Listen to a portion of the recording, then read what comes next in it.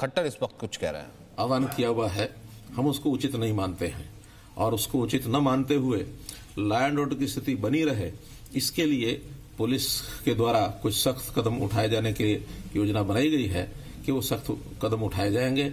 और इसमें जनता से अपील ये है कि 25 और 26 तारीख कम से कम पंजाब जाने वाले जो बॉर्डर्स हैं, हरियाणा पंजाब के जो बॉर्डर्स हैं, वहां जाने की तरफ थोड़ा अवॉइड करें। जीटी रोड पर, हाईवेज पर ना आए, क्योंकि उन रोड्स के ऊपर थोड़ा सख्ती बरती जाने की योजना है। और इसी प्रकार से 26 और 27 तारीख को हरियाणा दिल्ली के जो बॉर्डर्स हैं उन पर भी जाने को अवॉइड करें, इसके बिना ही अपना काम चलाए। वहां भी उन 2 दिनों में सख्ती बरती जाने की एक योजना बनाई गई है, ताकि हम किसी प्रकार की लॉ एंड ऑर्डर की स्थिति को मेंटेन रखने के लिए हमारी पुलिस जो अलर्ट है, उस नाते से हमने ये व्यवस्था की है। और मैं किसानों को अपील करता हूं कि ये जो कुछ किसान संगठनों ने आह्वान किया हुआ है, ये इसका कोई अर्थ नहीं है, क्योंकि जो 3 कानून केंद्र सरकार ने बनाए हैं वो किसानों के हित में हैं। उसमें हमने घोषणा की है, बार बार की है, अब फिर मैं कर रहा हूं कि हमारे यहाँ हरियाणा में न तो हम मंडियों को डिस्टर्ब करेंगे, बल्कि पहले से मंडियां जितनी है उसको ज्यादा बढ़ाने की कोशिश करेंगे। और इसी प्रकार एमएसपी भी जो हमारे यहाँ विभिन्न फसलों की तय की गई है, चाहे वो केंद्र सरकार के द्वारा धान अथवा गेहूं जो प्रोक्योरमेंट की जाती है वो तो होगी ही होगी। इसके अलावा हरियाणा सरकार ने भी बाजरा है, सरसों है, मूंग है, मूंगफली है, सूरजमुखी है, ऐसी सब फसलों के लिए हमने भी यहाँ अपने एमएसपी के ऊपर खरीद जारी रखी हुई है और इसको लगातार जारी रखेंगे। इसके अंदर कहीं व्यवधान नहीं आने देंगे। इसलिए यही 2 शंकाएं किसानों की हैं। उन 2 किसानों की शंकाओं को दूर करने के लिए बार बार पहले भी कहा, आज भी मैं कह रहा हूं। लेकिन क्योंकि कहीं ना कहीं एक वेस्ट इंटरेस्ट कुछ लोगों का इस प्रकार का रहता है कि जो अपने इस वेस्ट इंटरेस्ट को पूरा करने के लिए ऐसे समय समय पर आह्वान करते रहते हैं। इसके बाद किसान अगर मानो किसी प्रकार से हमारी अपील अगर स्वीकार करते हैं तो निश्चित रूप से किसान को इसका लाभ भी होगा और स्टेट में लॉ एंड ऑर्डर की स्थिति जो है वो भी ठीक बनी रहेगी। तो यही अपील आपके माध्यम से मैं करना चाहता हूँ। सर, इसमें कोई जिस तरह से अब हिमाचल ने रात का कर्फ्यू करा है और कई जिलों में जैसे पार्टली एरियाज में जो बंद करने की बात है, हरियाणा में अभी कोई जो प्रभावित एरिया आपने बताए हैं, क्या नाइट कर्फ्यू या फिर कोई समय पे कुछ समय के लिए जैसे वहां पर कुछ टाइम के लिए से बंद करने वाली बात हो ताकि मूवमेंट ना हो? ऐसा हमको लगता है कि नाइट कर्फ्यू आदि लगाने का कोई बहुत बड़ा उपयोग लगता नहीं है, क्योंकि रात को तो वैसे भी कोई इस प्रकार की गैदरिंग ज्यादा होती नहीं है। अगर होती है तो फंक्शंस में होती है, चाहे वो सोशल फंक्शंस हैं, पारिवारिक हैं, राजनीतिक हैं। इन फंक्शंस के ऊपर हमने जो थोड़ा सा किया सकती, तो उससे ही काम नहीं चल सकता है। रात्रि कर्फ्यू में या हरियाणा में इस प्रकार की कोई चीज ज्यादा नहीं होती कि रात्रि को बहुत ज्यादा लोग निकलते हों। कहीं कहीं निकलने की ज्यादा जो एक स्वभाव है लोगों का, जैसे मानो गुजरात में, क्योंकि वहां मौसम इन दिनों में भी ऐसा होता है कि रात को लोग खूब बाहर निकलते हैं। उन्होंने रात्रि कर्फ्यू लगाया तो उनके यहाँ इसका लाभ मिल सकता है। हमारे यहाँ हरियाणा में सर्दी के दिनों में रात्रि कर्फ्यू का कोई बहुत बड़ा लाभ नहीं है। और दूसरा जो टास्क फोर्स बनाने का के लिए कहा है कि 100 से ज्यादा लोग नहीं रखे होने दिए जाएंगे, तो कुछ ऐसे संस्थान है या कुछ ऐसे इंडस्ट्रियल यूनिट्स हैं जहाँ कई सैकड़ों की संख्या में लोग काम करते हैं, तो वहाँ किस तरीके से सोशल डिस्टेंसिंग मेंटेन करेंगे? वहाँ पहले से ही गाइडलाइंस दी हुई हैं कि वो सोशल डिस्टेंसिंग का ध्यान में रख करके काम करने के लिए और लोगों को लाएं। और वहां पर जो भी काम करने वाले लोग हैं वो सोशल डिस्टेंसिंग का पालन करते हैं। फिर भी उसका आग्रह करेंगे कि काम करने वाले जितने संस्थान हैं वो नियमित कार्यक्रम उनका प्रतिदिन का है, इसलिए बहुत आसान है, वो कर भी सकते हैं। कैजुअल कार्यक्रम होते हैं उसमें लोग इकट्ठे होते हैं, भीड़ होती है। जहाँ नियमित प्रतिदिन कार्यक्रम होते हैं वहां संख्या कम ज्यादा हो, अगर सोशल डिस्टेंसिंग का, मास्क पहनने का सारा प्रावधान रखते हैं तो वो सावधानी से काम चल सकता है। रैलीज आप लोगों की है दिसंबर महीने में, जेल का कुछ रैलीज हैं आपकी दिसंबर महीने में, क्या उनको पोस्टपोन किया जाएगा? क्योंकि कैब जो है आपने 200 पर्सन का कर दी है। अभी तो उसमें समय काफी है, तो उसका विचार करेंगे। ये जो टास्क फोर्स की बात आई है सर, ये जो आज सुझाव आया है वीडियो कॉन्फ्रेंस में, ब्लॉक लेवल पर टास्क फोर्स बनाई गई है, इसको लेकर हरियाणा का क्या प्लान है? अभी तो उसको शुरुआत किया है हमने। स्टेट लेवल की स्टीयरिंग कमेटी और टास्क फोर्स बना ली है। डिस्ट्रिक्ट्स में भी 22 में से 17 या 18 जिलों में बन चुकी है। ब्लॉक लेवल की अब बनेगी, क्योंकि विषय कुछ दिनों से शुरू हुआ है कि इसकी डिस्ट्रीब्यूशन वैक्सीनेशन की अभी तो कोई एकदम डेट उसकी तय नहीं है, लेकिन पूर्व तैयारियां उसकी करने के लिए कहा गया, वो हम सब कर रहे हैं। सर एक बात और है कि जैसे महाराष्ट्र ने कह दिया कि दिल्ली से आने वाले सभी को जो है अपना कोविड टेस्ट करा के आना पड़ेगा, वो भी 72 घंटे पहले। तो आप तो दिल्ली के बिल्कुल समीप रहते हैं, चारों तरफ से आपका एरिया घिरा हुआ है, तो आप लोग भी ऐसे भी प्लान कर रहे हैं कि ताकि लोग टेस्ट करा के आए इस इलाके में? हम लोग अपने जो बॉर्डर्स हैं दिल्ली के साथ जुड़े हुए हैं, वहाँ हमारी टेस्टिंग सब चल रही है, और वो टेस्टिंग हम ये जो एंटीजन टेस्टिंग है वो सबकी होती है। उसमें जो पॉजिटिव यानी जो सिम्टोमेटिक होते हैं उनकी फिर दूसरी आरटीसीआर वो टेस्टिंग फिर बाद में उसकी रीटेस्ट कराते हैं, ताकि कोई प्रभावित व्यक्ति पॉजिटिव निकलता है तो उसको फिर अलग करते हैं। बॉर्डर्स के ऊपर हमारी सारी व्यवस्थाएं चल रही है। सर 2000 केसेस आ रहे हैं डेली, अभी हरियाणा कौन सा स्टेट पे? मैंने बताया ये थर्ड वेव चल रही है, बल्कि ये 2000 तो अब कम हो गए हैं। इससे पहले तो ये एक दिन तो शायद 3000 हो गए थे, 3000 भी टच कर गए थे। अब ये 2021 है तो अपने आप में अभी ज्यादा है। फिर भी हमारा जो पॉजिटिविटी रेट जो आ रहा है वो 6.8 समथिंग आ रहा है, जो कुछ प्रदेशों में तो ये दिल्ली में 10% से ऊपर आ रहा है। दिल्ली में एक समय था 16% पॉजिटिविटी रेट हो गया था, तो इसलिए हमारा दिल्ली से कम है, फिर भी ओवरऑल 6.8 ज्यादा है। अगर ये और 4-5 तक आता है तो मैं समझता हूँ नॉर्मल स्थिति आएगी। सीएम साहब एक कांग्रेस का क्वेश्चन है, that is not related to Covid. Congress को आईटी डिपार्टमेंट ने 100 करोड़ का जो एआईसीसी को फंड किया है, कोई मध्य प्रदेश की कंपनी है, तो कांग्रेस को आईटी डिपार्टमेंट उसको इन्वेस्टिगेट कर रहा है। तो how do you feel that national herald case में पहले Gandhi already they are under the scanner of IT, now another case has come up and Times Now has broken this story. ये पैसा हरियाणा से गया है क्या? नहीं, हरियाणा से नहीं गया, ये तो कोई मध्य प्रदेश की कंपनी है, लेकिन just want to take your ये ऑल इंडिया लेवल के जो विषय होते हैं केंद्र सरकार सब पर ध्यान रखे हुए है, और निश्चित रूप से इसका कोई ना कोई संज्ञान लेगी केंद्र सरकार, ऐसा मेरा विश्वास है। सर एक सवाल, अभी हाल ही में जो जानकारी आई कि जो लोग मास्क नहीं पहन रहे हैं उनसे सरकार को अच्छे पैसे आए हैं, क्योंकि लगभग ये माना जा रहा है कि एक जिले में 1.5 करोड़ रुपए की दर्ज। ऐसा कोई आंकड़ा है सर आपके पास कि मास्क न पहनने वालों से कितना चालान वसूला है? ऐसा लगभग मुझे लगता है कि कोई 24-25 करोड़ रुपया इकट्ठा हुआ है। लेकिन देखिए, मास्क न पहनने वाले से जुर्माना लेने का कोई हेतु पैसा इकट्ठा करना नहीं होता है, वो तो एक डेटरेंट होता है कि लोग जो है सो थोड़ा सा भयभीत हो, मास्क जरूर पहने। हम साथ में मास्क उनको देते भी हैं, बांटते भी हैं, चलान भी करते हैं, साथ में उनको कहते हैं 5 मास्क लेकर जाओ, और जो चालन के साथ उनको 5 मास्क दिए जाते हैं। हमने पीडीएस दुकानों पर मास्क रखे हैं, उनको भी देते हैं, अर्बन लोकल बॉडीज के माध्यम से भी मास्क उनको देते हैं।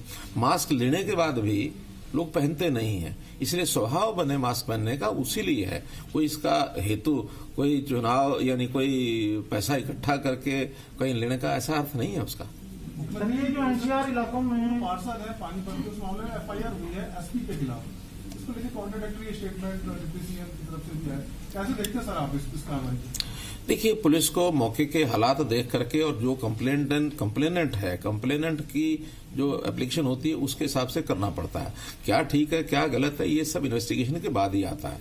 अब चूंकि जो कंप्लेनेंट है उस पार्षद की बेटी जो स्वयं पार्षद है वो पूर्व पार्षद थे, तो उनकी बेटी ने एक एप्लीकेशन दी, उसमें उन्होंने एक शंका जाहिर की है।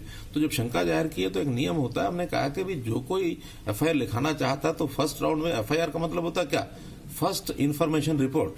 तो फर्स्ट इन्फॉर्मेशन रिपोर्ट में शिकायत करता जो लिख के देता उसको करना होता है, और उसमें कोई एफआईआर लिखने से कोई दोषी बन जाता है ऐसा नहीं है।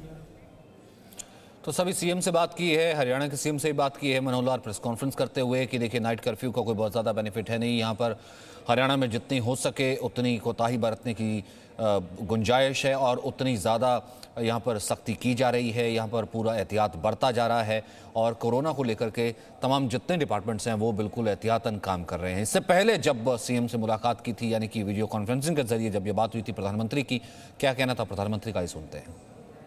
संतोषजनक ऐसा मान सकते हैं। जहाँ तक कॉन्टैक्ट ट्रेसिंग की बात है, हमारा सारा फोकस 24 घंटे से ये आंकड़े तो अभी हमारे सामने प्रस्तुत हुए, ये सारे विषय तो आ गए आंकड़े वाले तो।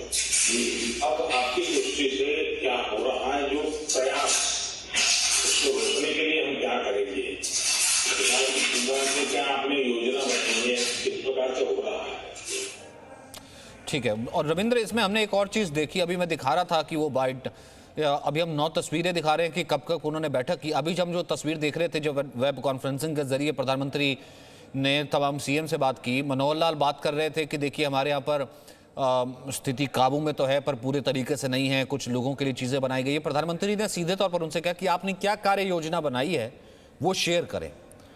यानी सीधा साफ स्पष्ट संदेश है कि वो कोई भी राज्य हो, किसी भी पार्टी द्वारा शासित राज्य हो, केंद्र की जो है सभी के लिए नजर एक बराबर है। बिल्कुल, आपने देखा उस वीडियो में भी जो है कि मनोहर लाल जब आंकड़े दे रहे थे तो प्रधानमंत्री ने उनको टोका कि आप आंकड़े मत दीजिए, आगे की फ्यूचर प्लान बताइए, रणनीति क्या है, उपाय क्या है, प्रयास क्या करेंगे, क्या आप कोरोना को वायरस को रोकने के लिए अपने लोगों को, कोरोना हरियाणा वासियों को सुरक्षित रखने के लिए क्या उपाय करेंगे, न कि हमने क्या क्या किया, आंकड़े नहीं, आंकड़े सबके पास। और ये संदेश सबके लिए था, केवल हरियाणा के बीजेपी शासित राज्य के लिए नहीं, जो गैर बीजेपी शासित राज्य है उनके लिए भी था। और ये संदेश इसलिए मनोहर लाल को टोक कर भी दिया उन्होंने कि कहीं ये आपने देखा पिछले दिनों पहले जो बैठकें हुई थी उसमें 1-2 राज्यों के मुख्यमंत्रियों ने ये कहा था, जरूर कि आरोप भी लगाया था कि उनको बहुत ज़्यादा मौका नहीं मिलता है, पार्टी शासित राज्यों को ही मौका मिलता है, जबकि ये उस समय भी केंद्र सरकार द्वारा कहा गया था कि ये गलत आरोप है। और आज उन्होंने ये भी दिखाया कि आंकड़े चाहे कोई भी राज्य सरकार दे, कोई भी मुख्यमंत्री दे, वो सही नहीं है, क्योंकि आंकड़े केंद्र सरकार के पास पहले से ही उपलब्ध है। आप फ्यूचर प्लान बताइए, रणनीति बताइए, उपाय बताइए, प्रयास बताइए। और यही संदेश उन्होंने मनोहर लाल को रोक कर दिया है। हालांकि आपने देखा कि प्रधानमंत्री लगातार हर बैठक में जिस तरह से गंभीरता से सुनते हैं, उसी तरह से हर बात उन्होंने सुना। और पीएमओ के लोगों का भी कहना, उनके आसपास लोगों का कहना है, और इस तरह की जब भी मीटिंग होती है, चाहे वो कैबिनेट के हो या फिर सीएम के साथ हो या फिर छोटे लेवल की जो बड़ी बैठकें होती हैं, उसमें भी प्रधानमंत्री हर बात को सुनते हैं, हर के सुझाव को एक्सेप्ट भी करते हैं और उनको प्रोत्साहित भी करते हैं। अगर कोई बेहतर सुझाव देता है तो उसको इम्प्लीमेंट करने के लिए अपने सहायकों को, अपने अधिकारियों को निर्देश भी करते हैं। तो कहीं ना कहीं आज जो घटना घटी है साफ तौर पर है, आंकड़े मत दीजिए, फ्यूचर प्लान बताइए, प्रयास बताइए। आपकी राज्य सरकार या दूसरे की राज्य सरकारें इस महामारी को रोकने के लिए क्या कर रही है या क्या करने वाली है। ये बिल्कुल बिल्कुल, और ये बिल्कुल इससे जैसे कहते हैं कि एक परफेक्ट एग्जाम्पल नहीं हो सकता कि मनोहर लाल भारतीय जनता पार्टी की वहां पर सरकार है और सीधे तौर पर उनको बीच में टोक करके कह देना कि आप आंकड़े मत दिखाइए, हम जानते हैं, लेकिन आप बताइए कर क्या रहे हैं। तो ये एक बहुत बड़ी बात है कि प्रधानमंत्री किस तरीके से, केंद्र किस तरीके से इस चीज़ को लेकर के कंसर्न है और हर राज्य को वो एक ही पैमाने से तोलता है। वहीं जब वैक्सीन की बात आई तो प्रधानमंत्री ने एक बेहद अहम बात कही है कि ये हम तय नहीं करेंगे कि कौन सी वैक्सीन कब आएगी। वैक्सीन को लेकर के कुछ लोग राजनीति कर रहे हैं, राजनीति करने से किसी को कोई रोक नहीं सकता, राजनीति करने से कोई किसी को रोक नहीं सकता। और रविंद्र हमारे साथ हैं कि राजनीति करने से कोई किसी को रोक नहीं सकता। यानी कि एक बात तो है रविंद्र, हम पिछले 2-3 दिन से चर्चा कर रहे थे और आज की बैठक शुरू होने से पहले भी आप और मैं सुबह जब लाइव कर रहे थे, चर्चा कर रहे थे, आज की बैठक से एक चीज तो लगी, प्रधानमंत्री बहुत क्लियर थे और कंसर्न भी थे, दोनों चीजें थी। बिल्कुल, आप आज की बैठक में जिस गंभीरता से 8 राज्यों के मुख्यमंत्रियों से उन्होंने बातचीत की, उनकी सारी बातें सुनी और उस पर केंद्र सरकार हर संभव मदद करने का एक तरह से आश्वासन भी दिया गया। और उसके बाद वैक्सीन को लेकर प्रेजेंटेशन के बाद प्रधानमंत्री ने जो बातें कही है कि ये सियासत की बात नहीं है।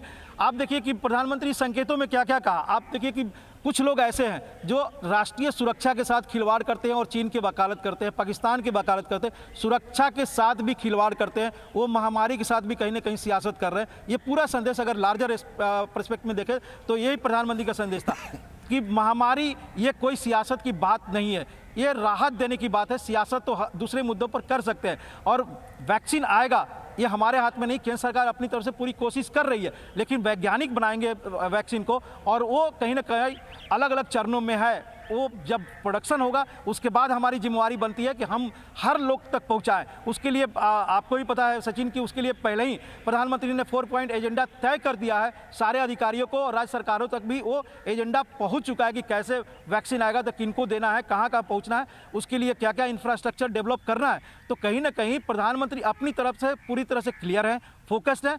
अपोजिशन और खासकर उन राज्यों के मुख्यमंत्री जो अपनी नाकामी छिपाने के लिए इस तरह की बातें, गैर जरूरी बातें, जो कोरोना महामारी में भी अपना दामन छिपाना चाहते हैं, साफ सुथरा दिखाना चाहते हैं, संदेश और संकेत साफ है प्रधानमंत्री का कि महामारी पर सियासत नहीं, सबको राहत दिया जाए। बहुत बहुत शुक्रिया रविंद्र फिलहाल इस बातचीत के लिए। यानी कि सीधा संदेश है इस मीटिंग से ये कि अब यहां से आगे कोताही की कोई गुंजाइश नहीं है। अब अगर हम वैक्सीन के दौर में प्रवेश करेंगे, वो भी वैज्ञानिक ही हमें बताएंगे, लेकिन फिलहाल हमें ये देखना होगा कि आगे यहां से आगे बढ़ने के लिए हमारा आगे क्या प्लान है, आगे क्या रुख है। Presenting B News app available on Google Play and App Store. Download it now.